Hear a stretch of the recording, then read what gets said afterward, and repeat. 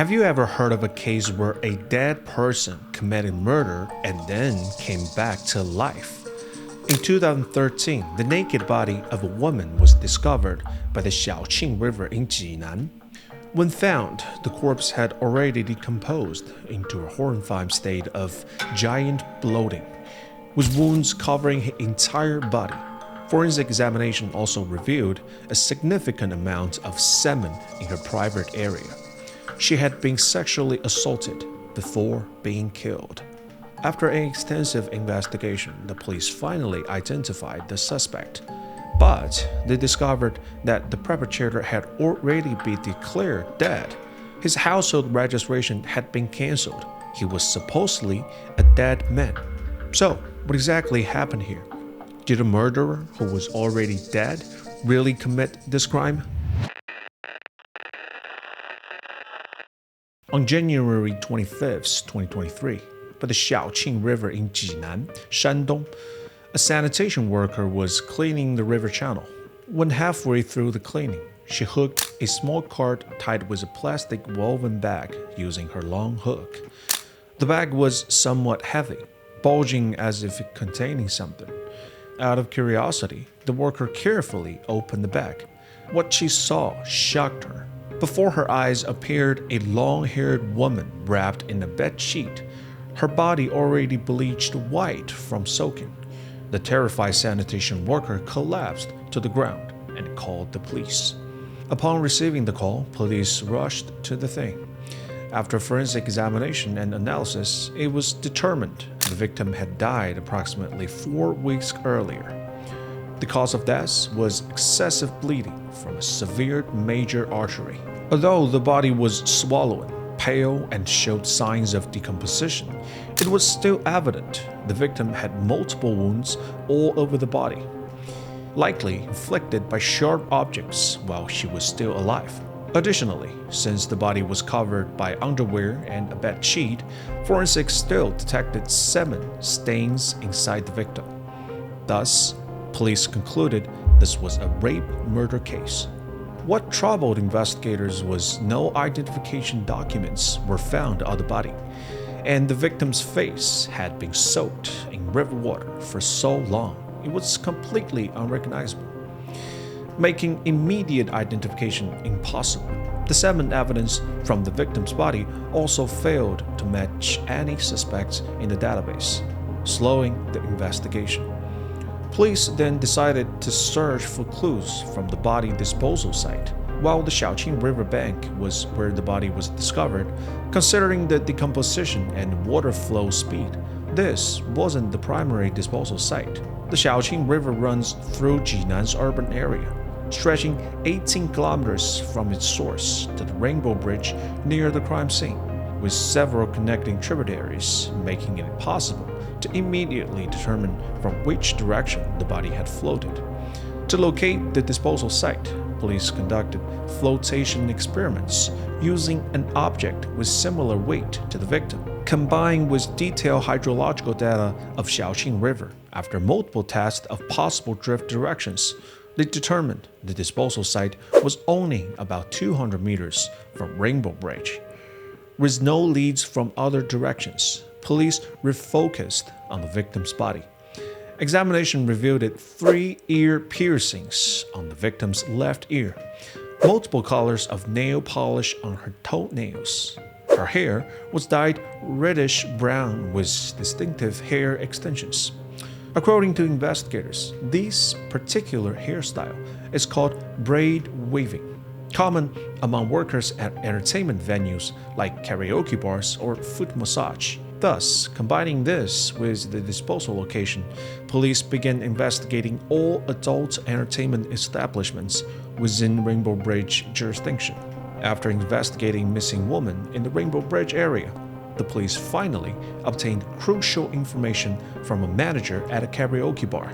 The manager mentioned a girl named Wang Xiaoling who hadn't shown up for work in over 2 months. According to the manager, high staff turnover was a common in their industry, so no one at the bar had paid much attention to Wang Xiaoling's absence or reported her missing.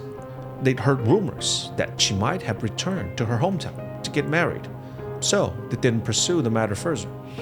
The police then interviewed several of Wang Xiaoling's close colleagues. One co-worker recalled helping Wang move her apartment, and she had lived above a cell phone store near Rainbow Bridge. Cross-referencing missing persons reports, officers discovered Wang Xiaoling's cousin had filed a report back in December 2012. Police conducted Wang's family to collect blood samples. DNA comparison confirmed the victim was indeed Wang Xiaoling. However, detailed interviews with Wang's family give no useful information. They described Wang as frequently changing jobs and preferring to keep to herself with few close friends. Her fiancé, Li Qiang, became another person of interest, but investigation revealed Li had been continuously working in Qingdao during the relevant period, providing him with a solid alibi that cleared him of suspicion. With the victim's identity confirmed and the body disposal site located, yet neither lead proving decisive, investigators turned their focus to finding the primary crime scenes. Following the co-worker's tip, they arrived at Wang Xiaoling's former residence, the second floor above a cell phone store near Rainbow Bridge. The self-built annex contained 6 rental units added by the shop owner for extra income. When the co-worker led police to Wang's former room, landlord Zhao Haishi behaved suspiciously during the questioning, hesitating and invasive. He claimed Wang had never lived there, insisting the room was occupied by a Mr. Cheng. The co-worker remained adamant about Wang's tenancy, and Zhao's persistent denials and attempts to block their entry raised officers' suspicions. Was his resistance a sign of guilt? Under police pressure, Zhao reluctantly opened the door. The room appeared fully furnished with bedding and personal items, clearly still occupied. Had the co-worker been mistaken? Yet Zhao's behavior remained troubling. A meticulous search revealed disturbing evidence. Strange ink stains on the wall between the bed and cabinet, small blood spatters in one corner, larger ink marks beneath the bed. Forensic analysis confirmed the blood belonged to Wang Xiaoling. Likely arterial spray from her fatal wounds, the ink had been used to conceal the evidence. This was no doubt the primary crime scene. Zhao Haishi's suspicious behavior made him the prime suspect. Confronted with irrefutable evidence, he maintained his innocence, claiming his reluctance stemmed from fear of business repercussions. If word spread about his death in his rental property, he'd lose tenants. But police remained unconvinced. How could Zhao be so certain Wang wouldn't return? Why had he cleared out her belongings and re-rented the room? Even if not the killer, he clearly knew more than he admitted. The police checked the primary crime scene. Their search revealed a critical clue: distinct shoe prints on the wall beneath the window. The window was well hidden.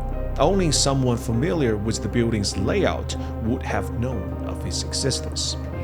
Investigators learned that Wang Xiaoling's work schedule at the karaoke bar typically involved leaving for work around 6 p.m. and returning late at night, spending her days resting at home. During daytime hours, all other second-floor tenants would be at work, leaving the entire rental building empty. Based on this pattern, police deduced the murder likely occurred during Wang's daytime rest period, when her guard would have been at its lowest, making her most vulnerable to attack. This timeline made landlord Zhao Haishi appear even more suspicious, as he was the only person present in the cell phone store throughout the day. However, several days later, DNA test results delivered a twist. The semen found in Wang Xiaoling's body did not match Zhao's. This unexpected update left investigators at an impasse. Just as the case seemed to hit a dead end, a crucial piece of information provided by Zhao Haishi caught the detectives' attention. Zhao said room 205 next to Wang Xiaoling's had previously been occupied by a man and a woman. The registered tenant was Wu Pingping, a woman in her 20s from Nanchang, Jiangxi province. The unregistered male occupant appeared older, possibly in his 30s, and this couple had moved out in mid-December 2012 after Wang Xiaoling's disappearance. Acting on this lead, police located Wu Pingping. Contrary to Zhao's account, Wu denied ever sharing the room with any man, insisting she had lived alone in room 205. Zhao Haishi remained adamant about his version of events. Through extensive investigation and corroborating witness statements, authorities confirmed that two people, a man and woman, had indeed occupied room 205. And then, Wu Pingping's affair shocked the police. According to her confession, she and her uncle by marriage, Chen Linggui, had developed mutual affection. However, due to the nature of their relationship, Chen had left their hometown Nanchang to live with her in Jinan. To avoid detection, she rented the small room where they lived privately. But recently, Chen Linggui suddenly broke up with her, calling the relationship ill-fated that would ruin her future happiness. He insisted they couldn't continue this way and decided to return home. Though unwilling to separate, seeing Chen's determination, Wu Pingping tearfully saw him off. To verify Wu's account, Jinan police requested Nanchang authorities to investigate Chen Linggui. However, Nanchang's household registration system showed no record of Chen Linggui. Police then expanded their search and finally found Chen's name in the cancelled registrations, listed as having died from illness in May 2012. So, who was this Chen Linggui Wu described? A resurrected corpse, or was Wu fabricating lies to deceive the police? To solve the mystery of Chen Linggui's life or death status, the task force dispatched a team to Nanchang. They discovered Chen Linggui was actually alive. But why had the local police station informed Jinan authorities of his death? The Jinan task force finally uncovered the truth behind the discrepancy. Chen Linggui, born on September 1st, 1980, in Nanchang, Jiangxi province. He had a smooth upbringing and graduated from prestigious university in Nanchang. By the age of 27, he had earned a PhD, making him promising young talent. However, after graduation, his arrogance led to repeated career setbacks. Unable to secure a stable job, he returned to his hometown, married, and started a family. Luckily, his wife was hardworking. Together, they opened a small business. Though she managed it alone, while Chen just chose to stay at home and do nothing. This routine continued until early 2012. Unemployed and no purpose on life, Chen left behind a suicide note claiming he had a cancer and didn't want to burden his family. He expressed his intent to end his life and urged them not to search for him, leaving behind his phone.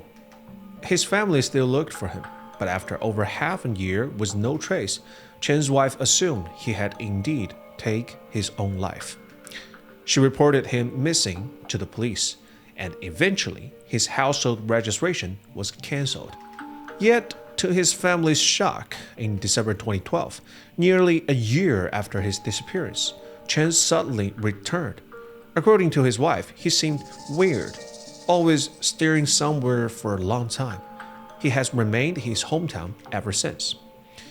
The task force, collaborating with local police, arrested Chen as the prime suspect. DNA extracted from him matched the semen found in the victim's body, confirming Chen was Wang Xiaoling's killer. During interrogation, Chen confessed to the crime and revealed the full truth behind the case. Chen Linggui confessed that because of a long-time unequal dynamics in his marriage with his wife, they already had a huge gap. They fight all the time, and Chen felt his wife was calling the shots regardless of his opinions and failed to understand his difficulties. It wasn't until the appearance of his niece Wu Pingping that he found a glimmer of happiness. Wu Pingping was gentle, young, and beautiful. Most importantly, she knows what he needs. Unlike his wife, she offered him emotional comfort. Through their conversations, they fall in love with each other and then crossed moral boundaries. Later, when Wu Pingping left their hometown to work in Jinan, Chen made an escape plan. He fabricated a suicide note claiming he had cancer and intended to end his life. But this was merely a ploy to leave his wife and reunite with Wu Pingping in Jinan. After arriving in Jinan, since no one knew them there, Chen and Wu lived together. At first, their life was comfortable, but as time passed, with no work and confined to their apartment, Chen began observing their neighbors. Soon, he took notice of Wang Xiaoling, who lived next door. Wang Xiaoling was also young, attractive, and fashionable, always dressed fancy when she went out. Chen thought that she likely worked in the entertainment industry, as she left for work at night, an unusual schedule. This observation planted an evil thought in his mind. On November 28, 2012, while Wu was away and Wang was home sleeping, Chen sneaked into her room through the window and assaulted her in her sleep. Wang woke up during the attack, but her resistance was no use against his strength. After assault, Chen murdered her. To cover up the crime, Chen later purchased a tool, revolving bag, a handcart, and ink to conceal the blood stains. Under the cover of night, before Wu returned from work, he wrapped Wang's body in a bedsheet, loaded it onto the cart, and disposed of it near Rainbow Bridge. After committing the crime, Chen broke up with Wu Pingping and fled back to his hometown to evade justice. As for why his household registration was cancelled, it was because when he initially eloped with Wu, he left behind a fake suicide note and urged his family not to search for him, allowing him to die quietly. Chen Linggui's wife was deeply sad after reading the suicide note. After waiting at home for 2 years without any news of her husband's return, she assumed he had died from cancer.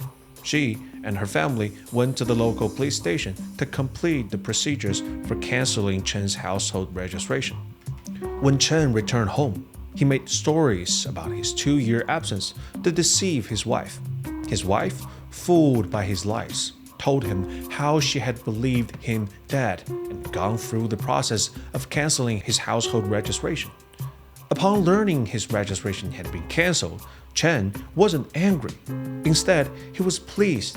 He thought that since he was officially dead, the police would never suspect him.